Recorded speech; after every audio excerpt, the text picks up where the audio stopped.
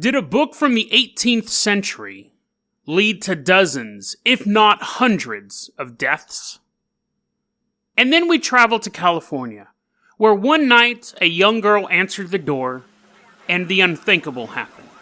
There were no clues to her death until her ghostly image appeared on a nearby billboard. Today on Dead Rabbit Radio.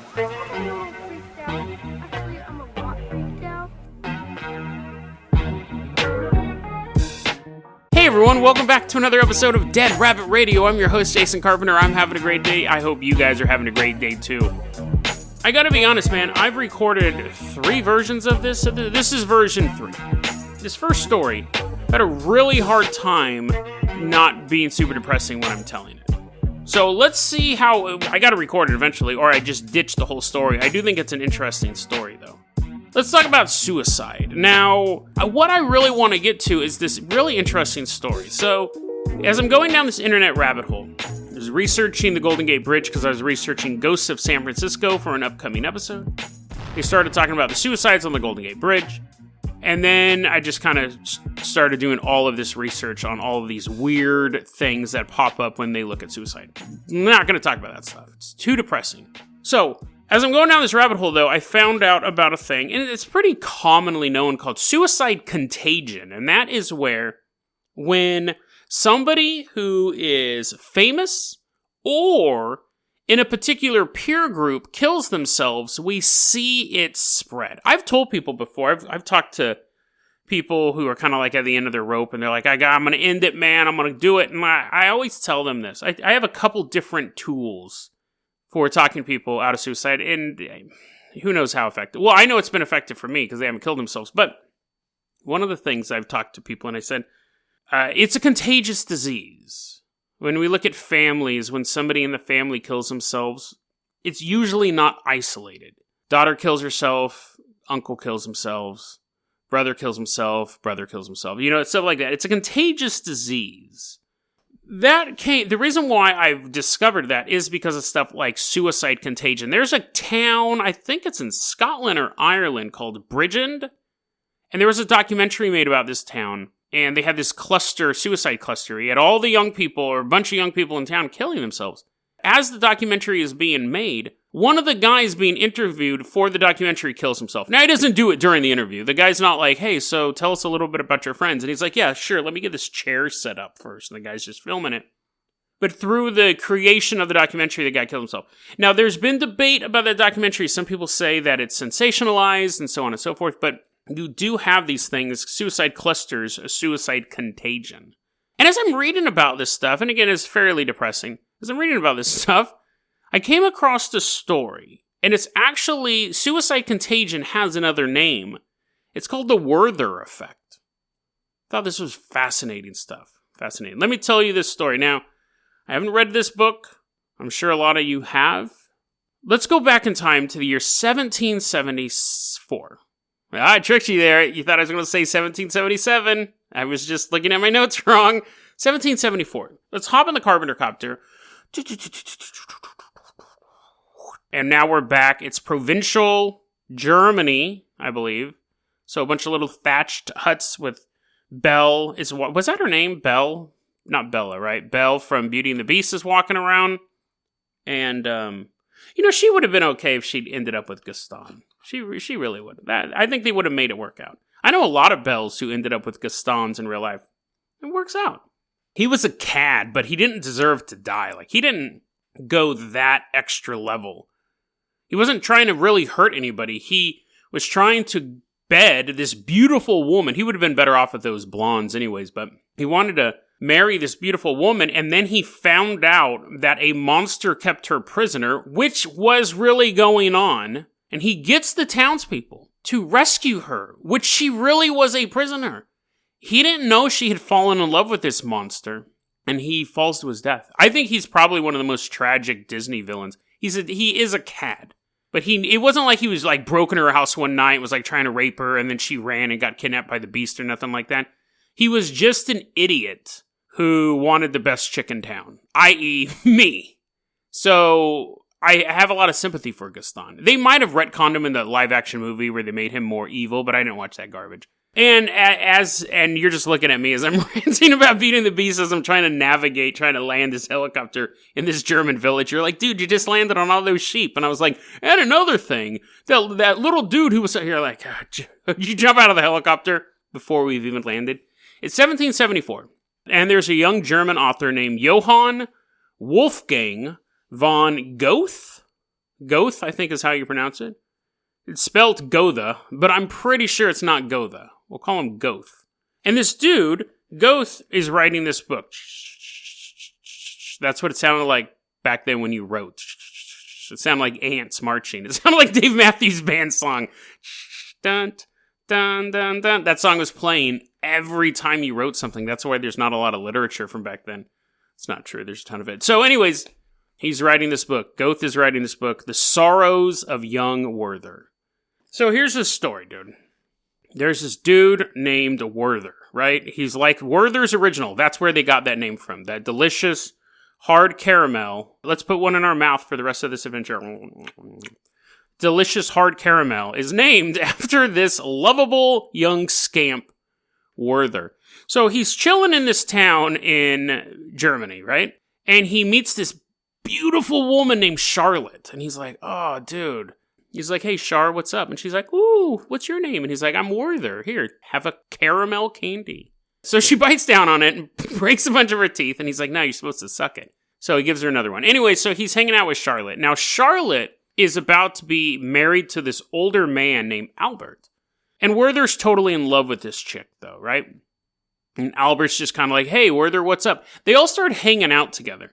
So he actually moves in with them. So Werther is chilling there, and then you have Charlotte, the love of his life, the only woman he's ever wanted to be with, and then Albert is just kind of walking around. And, living there too. He didn't just walk by the house. He's like, hey, that's my house, but I'm just walking by. So anyways, he's totally just like, oh my God, the torment in my heart is killing me. I'm in love with this woman. She's with this other guy, and they're going to get married, but maybe I can woo her. Maybe something will work out here. Maybe somehow against all odds, we can do this. And then he's like, nah, I can't. I have to leave. Yeah, we're really good friends, but I gotta leave.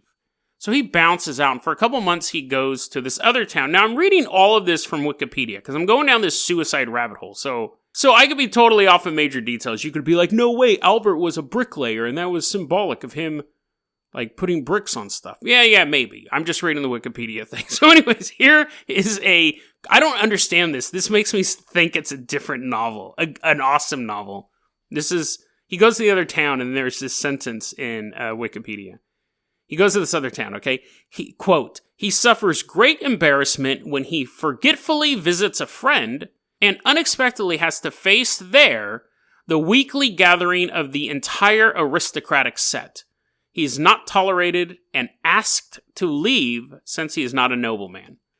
Which makes me think that all of a sudden it became a Rodney Dangerfield story where he's like, yo, I get no respect. The woman I love is with someone else. I'm like nothing over there. And it's a bunch of people with their little wine glasses going, what? I never. He's not an aristocrat. He basically shows up at his buddy's house with a six-pack. He's like, yo, Ralph, let me in. It's Werther. And he goes in, and it's basically Wayne Manor during a ball where everyone's dressed up in their suits, not their Batman suits, dressed up in their suits and ties.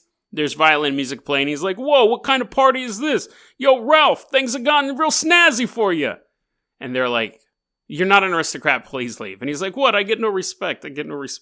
Half my audience is like, who the hell is Rodney Dangerfield? And why doesn't he get respect? And no one knows the answer to that question, but apparently, so he goes to his buddy's house to chill, and there's a huge party going on, and they kick him out. So now he has no choice but to go back to Charlotte and Albert. When he gets back there, when he goes back to Charlottesville, he finds out that they're already married.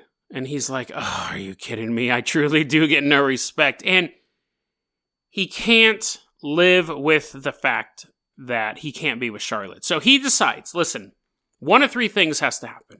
Either he dies, she dies, or I die. And he goes, well, I would never want to hurt anybody else, so I'm going to kill myself. So he asks Albert, hey, do you got 2 pistols I can borrow? I'm going to go on a, quote, an adventure. And Albert goes, that's weird. Why did you say, quote, an adventure? And he's like, well, that's just what Wikipedia said. I'm going on an adventure. Albert goes, fine, yeah, sure. I don't know why you would need 2 pistols, but here you go. Albert goes, thank you. And he goes back to his house. Where was he living? Maybe he was doing this outside. Anyways, the point is that he goes somewhere away from them. He's not standing in front of them and going like, how you like me now? Like, he goes somewhere else. And the story is written as like a collection of letters. It's supposedly a true story, and in some ways it is. Anyways, he goes and he pulls out a pistol and he blows his brains out, and he doesn't die. He basically just bleeds there for a while, just sits there bleeding. And the book lets you know that it takes 12 hours for him to die. So it's not even just like it's this instant death. He's all, as he's bleeding out, dies. The book also wants you to know that at his funeral, there was no clergyman, and Charlotte and Albert didn't even show up to the funeral.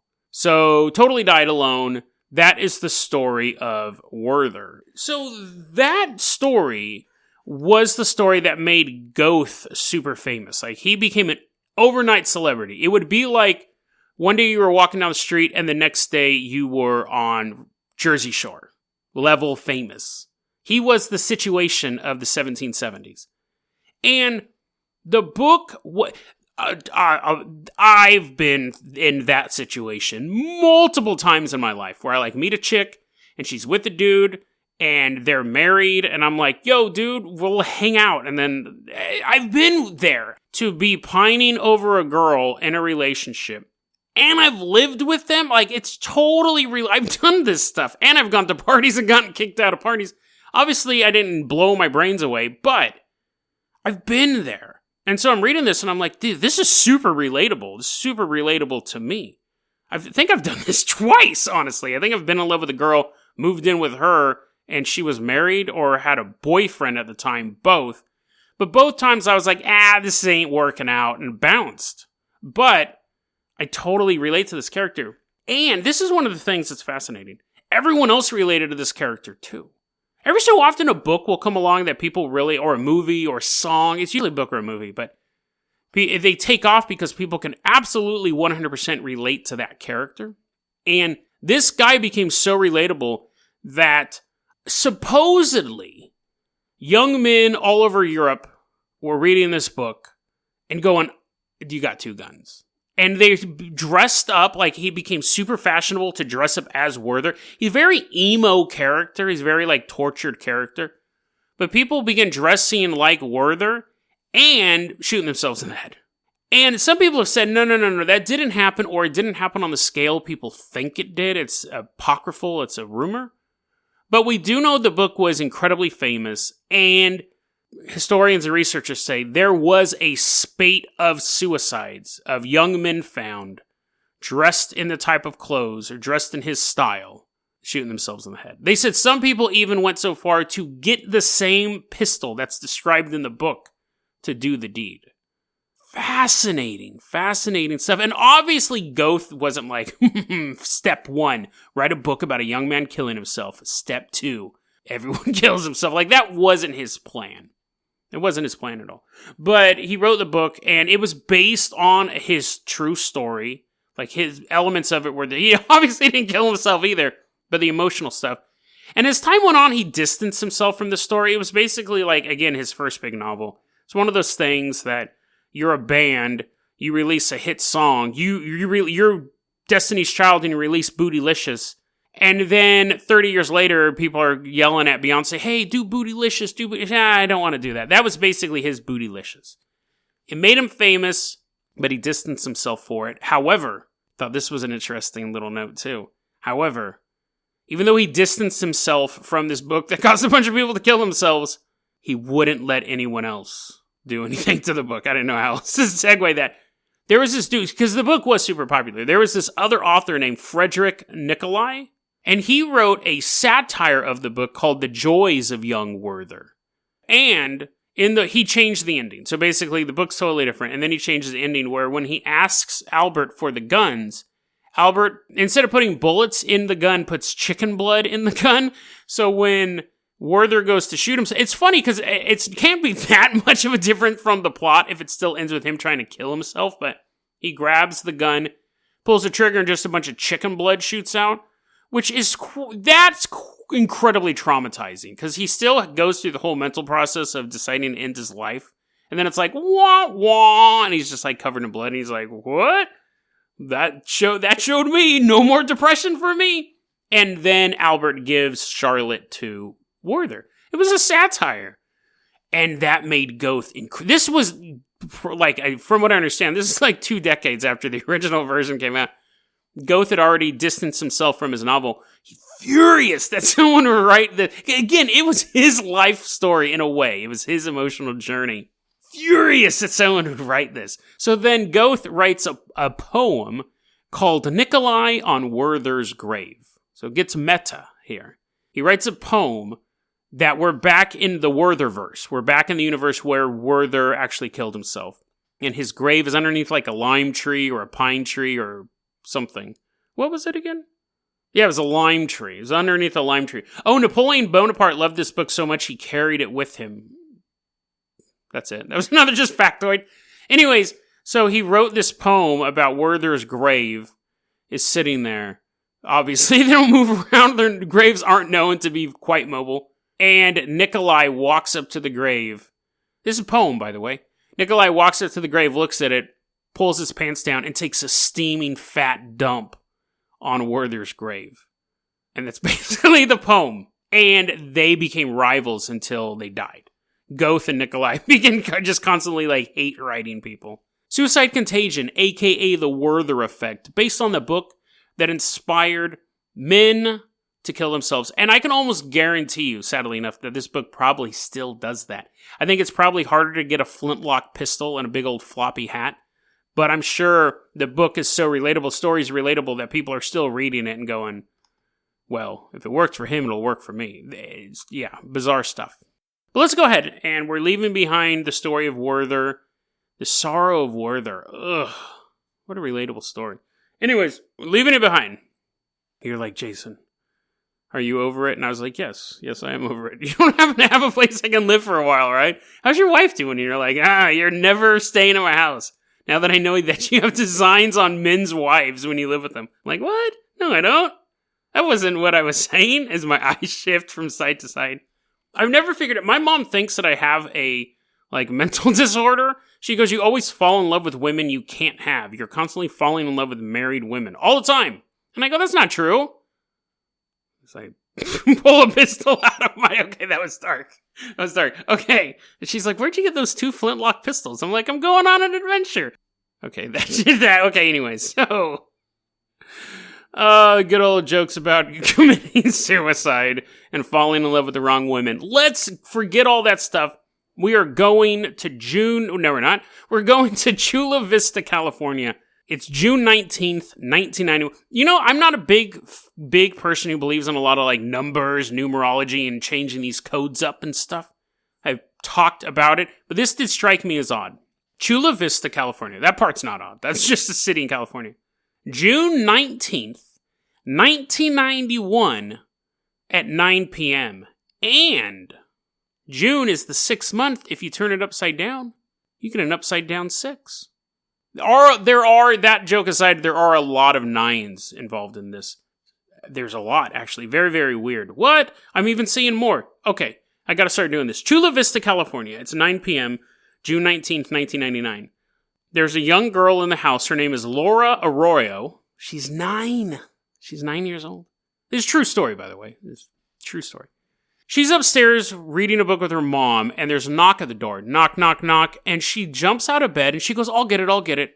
And she runs downstairs. Now, the mom is thinking, it's kind of late, but this Chula Vista area they were in, kind of a nice neighborhood, and friends would always kind of come over and be like, hey, she doesn't really think too much of it. And then as she hears Laura running down the hallway, she hears Laura say, who is it? And then the door opened. And then she doesn't hear anything. And the mom goes, oh, it must have been one of her friends talking about homework or something like that. But after about 10 minutes, she goes, uh-oh, where's my daughter at?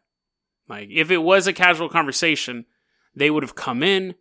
Where's she at? So mom jumps out of bed, and Laura's gone from her front door.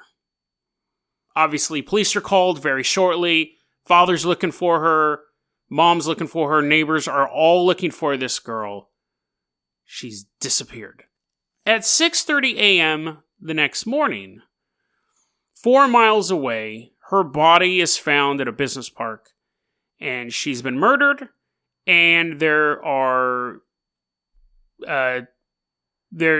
was signs of sexual assault. So, obviously, just the disappearance had the police working high gear. Now, they're absolutely freaking out about this whole thing. And they can't find who did it. They are looking all over for the murderer of a 9-year-old, an assaulter of a 9-year-old girl.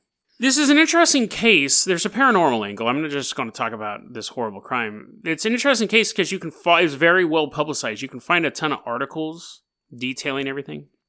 Couple weeks after the murder, we're in the month of July now, there in town was a billboard that was no advertisement was put up on. It was a blank billboard. It was in between someone saying, hey, I want to put my advertisement on there.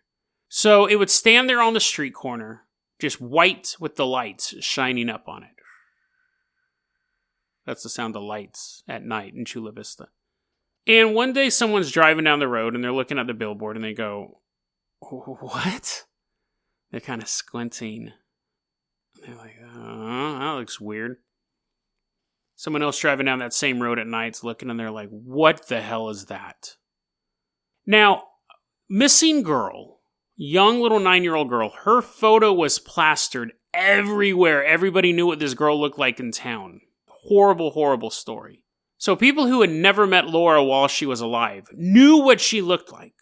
So when people were driving down this road in Chula Vista and they're looking at this billboard, they see the light and the shadow make the image of Laura's face. The billboard was 2 miles between the house and the murder scene. So it was like right in the middle. And word gets out in town. Now this is again before social media. You actually had to walk up to someone and go, hey buddy, have you seen that billboard? Or you would pick up the phone and be like, yo, what are you doing tonight? Let's go see the billboard. So it wasn't like someone could tweet something and then a bunch of people showed up. But a bunch of people did show up. At one point, they were recording crowds of like 25,000 people, which is mind-boggling to me. I don't know how big Chula Vista is, but huge traffic jams. Cops had to come out and direct traffic because people were driving by this billboard. And that's one thing. We have a bunch of articles on this. If this story happened today, we'd have video footage and photos and everything like that. We don't have any of that. At least none of it's posted. This was way before the internet was even really a thing. So the father of the girl, Luis Arroyo, says, I gotta check this out. And he goes, oh my God, that's my daughter. It's my daughter on that billboard. He took her brothers. She had like, I think like a 12-year-old brother and a 10-year-old brother. They went there and the brothers were like, Laura, Laura, and they started crying. It's tragic story. But so the general consensus was this was Laura's image on the board. And you're like, light and shadow, people are imagining things. The police are looking at it and they go, can you take some photos of that? So they had other cops photographing, taking it as evidence. And there was a quote from Detective Wayne Maxey. He goes, it's one of those things where we don't know where it could lead us. And they asked the billboard people, they said, do you have another person ready to put up a sign there? And the billboard company says, yeah, we actually do have someone. We were just in between putting up advertisements. And the police said, listen, could you do us a favor? We don't know if this is a ghost face or anything like that. It's funny because cops tend to be kind of superstitious. But this officer wasn't saying, we think there's a ghost here and we're trying to contact her. This officer said, listen, we think this might help lure out the killer. Because if he believes there's some sort of supernatural force going on or something like that, can you not put up a new advertisement? And he goes, yeah, we'll give it some time. Maybe this will help catch the killer. So it wasn't so much like they thought a giant a ghostly hand's going to reach out and grab him like the Stay Puft Marshmallow Man. It was just that maybe the guy in the area would just be so overwrought by guilt. But at some point, the image didn't go away. At some point, the traffic jams are so much. I think the city disconnected the power to the sign. And then the people in town got up there and reconnected the power. Now, there was also stories that you could see the image of the killer in the background. Now, I heard that out of my National Directory of Haunted Places book. I wasn't able to find any verification, any news articles saying, and some people said you could see the killer, so I'm not for sure about that detail. But anyways, eventually, though, enough time passes, traffic dies down, company throws up another billboard, the image is no longer seen. It wasn't until 2005 when the cops break down a door. And this is 14 years later. Put your hands on your head, put your hands on your head. Guy's wrestling. Hopefully smashed his head into the floorboard. Manuel Bracamontes, 42-year-old man. So he would have been in his, what's 14 minus 42? Would have been 28 something? I think he would have been 28 when this happened. Used to live in the area. Moved out a week before the crime. Had access to a tool that they believe was used in the murder. And they caught him because of the DNA he left at the crime scene. He ends up getting sentenced to death. And it's interesting because when you look at the early articles, it said there's no sexual assault. This child was not sexually assaulted. She was just chopped up with this weird-looking tool that he used at his construction company or something. It wasn't like a normal weapon that you would see. So that kind of helped him kind of narrow it down, but it was the DNA that finally got him. And it was one of those things that it was a cold case, and they're like, just run the DNA again. And then 6-7 years would pass, and they're like, just run it again. And then, can you run it one more time? And they're like, yeah, we'll run it as much as we want. This guy murdered a kid. Let's do it. And they finally caught him. But he gets guilty, sentenced to death. And that's where we're at now. The last real article I saw on this was 2005. So I'm assuming that he was appealing his death sentence or something like that. I think it's an interesting story because we have that convergence. We're at that intersection of paranormal and true crime, which when I started the show, I said that's going to be a common theme. And it pops up every now and then. So it's always interesting when it does. But the idea of the billboard and the little girl looking out from the shadows and the light out at the street below her. The father said, I worked on the street that the billboard was looking down, and I figured that was a way for my daughter to watch over me and to send me a message, but I don't know what she's trying to tell me. Damn, that's horrible. I mean, that's awesome that he finds that uplifting thing, but imagine, it's one thing to lose your child. But then imagine if you saw your child frozen in time. If you truly believe that was her, frozen in time, her image looking at you, giant, looming over the night skyscape of Chula Vista. And you just being this father looking up at this image of your daughter and thinking, what are you trying to tell me? And then have it go another 14 years before you finally have any peace about what happened to her. And then let's say that it was some ghostly apparition up there. I think the creepiest part is there's a chance that it was. And there was that brief moment in time where there was no billboard up there.